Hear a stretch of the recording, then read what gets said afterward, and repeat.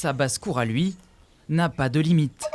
Sur ses deux pattes, le regard toujours vif, Pépito vit sa vie au rythme d'Amandine.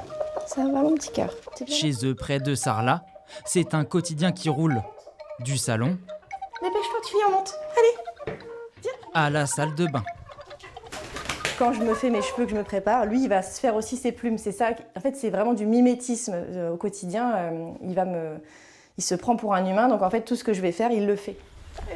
Et l'amour d'Amandine pour les gallinacés ne date pas d'hier. Depuis l'âge de mes 10 ans, j'ai toujours vécu avec des coqs.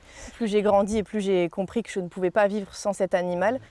Malheureusement, l'année dernière, ses poules et son précédent coq sont tués par un renard. Un coup dur pour la jeune femme, jusqu'à ce qu'elle rencontre Pépito.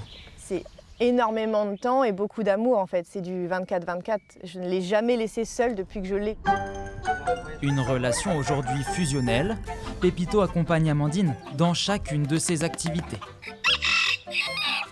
Et à chaque fois, s'opère la même chorégraphie. Et voilà. Et là en fait, du coup, il n'est pas écrasé avec la visière. C'est aussi aéré.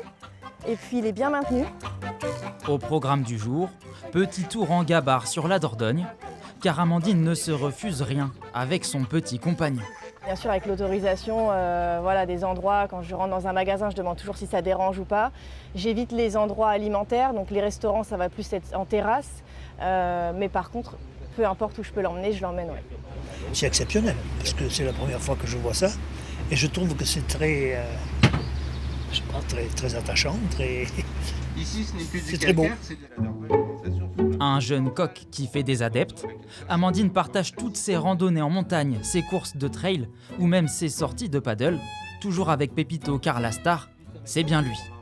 Ma famille, mes amis, je leur envoyais mes petites vidéos du quotidien et des petites choses qu'ils faisaient qui étaient un peu drôles. Et ils m'ont dit, fais ça sur les réseaux sociaux. Et puis j'ai commencé comme ça, donc il y a 2 mois, à créer des petits réels.